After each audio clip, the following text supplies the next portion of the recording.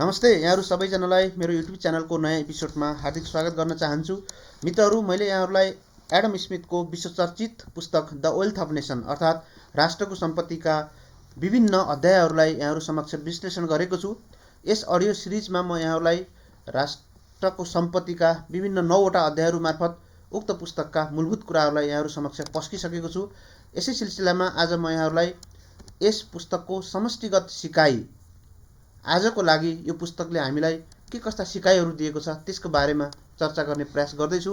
आउनुहोस् अध्याय 10 आजको लागि सिकाइको बारेमा चर्चा गरौँ। मित्रहरू, हामीले एडम स्मिथको राष्ट्रको सम्पत्तिको साथमा एक लामो र ज्ञानवर्धक यात्रा तय गरिसकेका छौँ।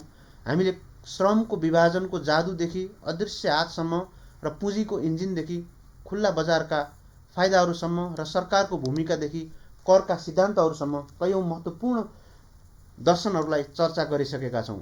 अब जब हामी यस यात्राको अन्त्यमा छौँ भने हामीलाई यो सोच्न बाध्य बनाउँछ कि आजभन्दा करिब 250 वर्ष पहिला स्कटल्यान्डमा जन्मेका एक स्कटिश अर्थशास्त्री र दार्शनिकले लेखेको यो विचार आजसम्म अर्थात् 21औं शताब्दीको नेपालमा हाम्रा लागि के अर्थ राख्दछ त?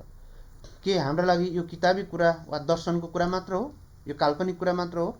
आज पनि के यसले हाम्रो जीवन र राष्ट्रलाई समुन्नत बनाउने ताकत राख्दछ त? यी सबै प्रश्नको जवाब हुन्छ हो। उनका विचारमा आजसम्म पनि अपार शक्ति छ, जादु छ। उनका विचार कालजयी छन् किनकि उनको विचार मानवीय स्वभाव र समाजको विज्ञानसँग सम्बन्धित छ। उनको पुस्तकबाट सबैभन्दा विशाल र प्रधान सबक यो मिल्दछ कि आर्थिक स्वतन्त्रताको महत्त्व। स्मिथले हामीलाई सिकाएका छन् कि व्यक्तिहरू कारोबार गर्न, प्रतिभाको उपयोग गर्न, जोखिम उठाउन र आफ्नो हिसाबले काम गर्न स्वतन्त्रता मिल्दछ भने यसबाट आर्थिक जगतमा चमत्कार नै हुन्छ।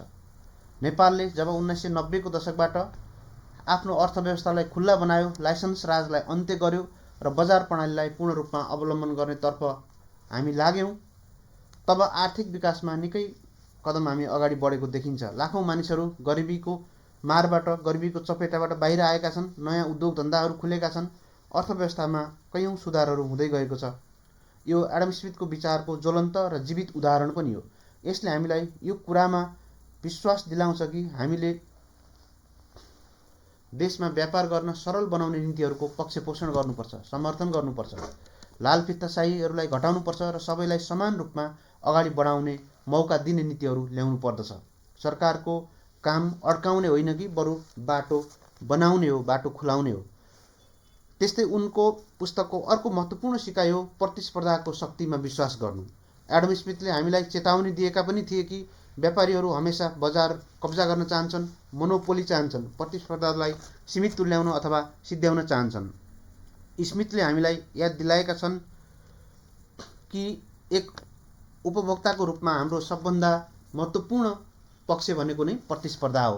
पहिले नै यसले हामीलाई गुणयुक्त वस्तुहरू सही मूल्यमा दिलाउन मद्दत गर्छ। त्यसैले हामीले यी नीतिको समर्थन गर्नुपर्छ जुन नीतिहरूले स्वस्थ प्रतिस्पर्धालाई बढावा दिन्छन्, जस्तो कि एक प्रभावकारी प्रतिस्पर्धात्मक नियामक निकाय बनाउने नीतिलाई हामीले समर्थन गर्नुपर्छ, अथवा साना कम्पनीहरूलाई पनि ठूला कम्पनीहरूसँग प्रतिस्पर्धा गर्ने वातावरण मिलाउन सक्नुपर्दछ। र मित्रहरू, अर्को तेस्रो महत्त्वपूर्ण सिकाइ हो खुल्ला बजार प्रणालीको शक्ति अथवा खुल्ला व्यापार प्रणालीको शक्ति। आज पनि दुनियाँमा कयौं व्यक्तिहरू यो मान्दछन् कि आयात खराब नै हो, हरेक वस्तु आफ्नै देशमा बनाउनु पर्दछ। एडम स्मिथले हामीलाई भनेका छन् कि यो एक गलत र हानिकारक विचार हो।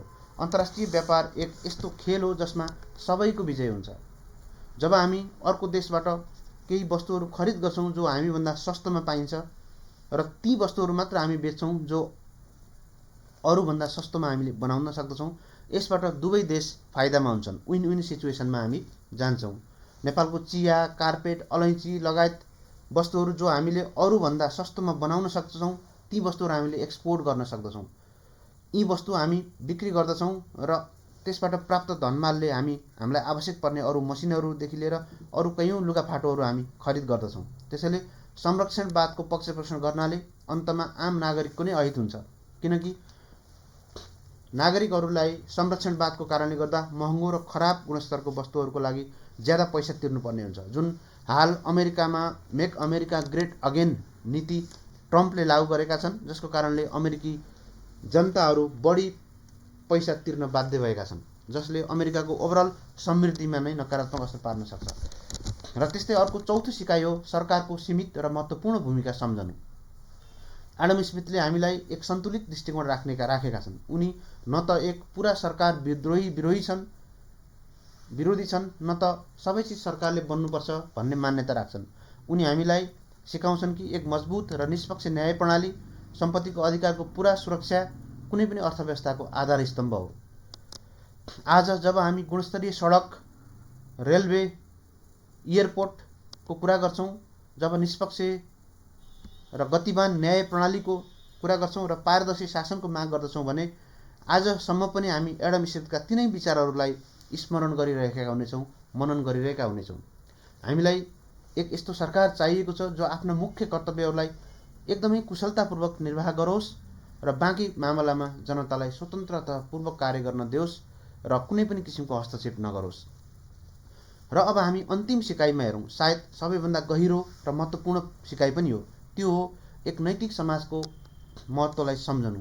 एडम स्मिथ हामीलाई याद दिलाउँछन् कि कुनै पनि अर्थव्यवस्था सिर्फ नियम र कानुनबाट मात्र चल्दैन, यो भरोसा, इमान्दारिता र समानुभूतिबाट पनि चल्दछ।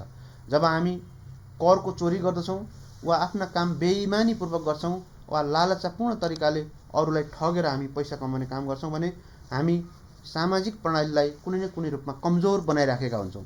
जसअनुसार हाम्रो समृद्धि टिकेको हुन्छ, त्यस्तो समृद्धि टिकेको प्रणालीलाई नै हामीले कमजोर पारिराखेका हुन्छौँ। त्यसैले हाम्रो समृद्धि बढाउनका लागि एक नागरिक असल हुनुपर्छ, नैतिकवान हुनुपर्छ र त्यसबाट नैतिक समाज पनि निर्माण भएको हुनुपर्छ। एक असल नागरिक र सफल अर्थव्यवस्था हुने कुरा अलग कुरा होइन, एउटै कुरा हो। सफल व्यवस्था, समुन्नत अर्थव्यवस्था हुनु नै सफल समाज र सफल नैतिक समाज हुनु पनि हो। त्यसले गर्दा यो दुईटा कुराहरू अलग होइनन्। त मित्रहरू, राष्ट्रको धन केवल एक अर्थशास्त्रको किताब मात्र होइन, यो स्वतन्त्रता, समृद्धि र एक असल समाज बनाउने एक विश्वव्यापी घोषणा पत्र पनि हो। यसले हामीलाई सिकाउँछ कि धनको असली स्रोत देशको जनताको मेहनत, रचनात्मकता र उसको स्वतन्त्रतामा निहित छ। यसले हामीलाई एक आशावादी दृष्टिकोण पनि दिन्छ। सही सिद्धान्तमा चलेर कुनै पनि राष्ट्र आफ्नो भाग्य बदल्न सक्दछ र नागरिकलाई एक बेहतर भविष्यको निर्माण गराउन सक्दछ। वाह, यदि तपाईँ यहाँसम्म आइपुग्नुभयो भने त तपाईँलाई म हृदयदेखि नै धन्यवाद दिन चाहन्छु। किन भन्दा यो एक गहिरो र विचारोन्मुख अडियो बुक थियो। यसमा हामीले लामो सफर तय गरेका छौँ। यसलाई पुरा सुन्ने कार्यले तपाईँको ज्ञान, धैर्यता र उन्नत सोचलाई देखाउँछ। हामीले एडम स्मिथको राष्ट्रको सम्पत्तिका कैयौँ रहस्यहरूलाई पर्दाफास गरिसकेका छौँ। हामीले कामको विभाजनले उत्पादकतामा ल्याएको क्रान्तिलाई सम्झिसकेका छौँ। अदृश्य हातहरूको जादुको महसुस गरिसकेका छौँ, जसमा लाखौँ जनताको स्वहितले कसरी समाजको भलाइ गरेको छ भन्ने कुरा हामीले देखेका छौँ। हामीले बुझिसकेका छौँ कि असली दौलत भनेको सुन, चाँदी, हिरा, मोती होइन, बरु जनताको उत्पादकमूलक क्षमता हो। हामीले पुँजी सञ्चयको विशाल इन्जिनलाई पनि देखिसकेका छौँ, जो बचत र लगानीबाट चलेको थियो। हामीले अन्तर्राष्ट्रिय व्यापारलाई पनि खोलिसकेका छौँ, जसले सबै देशको समृद्धिको ढोका खोलेको थियो। र हामीले सीमित तर मजबुत सरकारको आवश्यकताको पहिचान पनि गरेका थियौँ। साथै एक नैतिक समाजको नियमहरूको महत्त्व पनि हामीले पहिचान गरिसकेका छौँ। यो किताबले दुनियाँलाई एक नयाँ नजरबाट हेर्ने अवसर पनि प्रदान गरेको छ। अब जब तपाईँ बजार जानुहुन्छ वा कुनै फ्याक्ट्री देख्नुहुन्छ वा कुनै अन्तर्राष्ट्रिय व्यापारका खबरहरू सुन्नुहुन्छ, तब तपाईँ ती सबैको पछाडि कुन सिद्धान्तले काम गरिराखेको छ भन्ने कुरा प्रभावकारी ढङ्गले बुझ्न सक्नुहुनेछ। यदि यस अडियो बुकले तपाईँलाई सोच्न र दुनियाँलाई नयाँ ढङ्गबाट सोच्न सिकायो भने मेहनतको लागि तपाईँ एक लाइक त अवश्य दिनुहुन्छ होला नि। साथै कमेन्टमा एडम स्मिथको कुन विचार तपाईँलाई महत्त्वपूर्ण लाग्यो भन्ने कुरा पनि खुलाउनु होला नि। साथै के तपाईँ स्मिथका विचारहरूमा समर्थन जनाउनुहुन्छ त? म तपाईँको विचार जान्न चाहन्छु। त्यसैले कृपया मेरो यस अडियो बुक सिरिज सुरुदेखि हेर्नुहोला र यसमा कमेन्ट गर्नुहोला। यदि यस्तै जीवनलाई समृद्ध बनाउने अरू कुनै दर्शन सँग तपाईँ जोडिन चाहनुहुन्छ, बुझ्न चाहनुहुन्छ र जीवनका कयौँ रहस्यमय कुराहरूलाई बुझ्न चाहनुहुन्छ भने मेरो यस च्यानललाई सब्सक्राइब गर्नुहोला। आजको यस अडियो बुकलाई साथीहरूमाझ सेयर गर्नुहोला, किन भन्दा सेयर गर्नाले तपाईँको नलेज पनि बढ्नेछ। आजलाई यति नै। हवस् त, नमस्ते।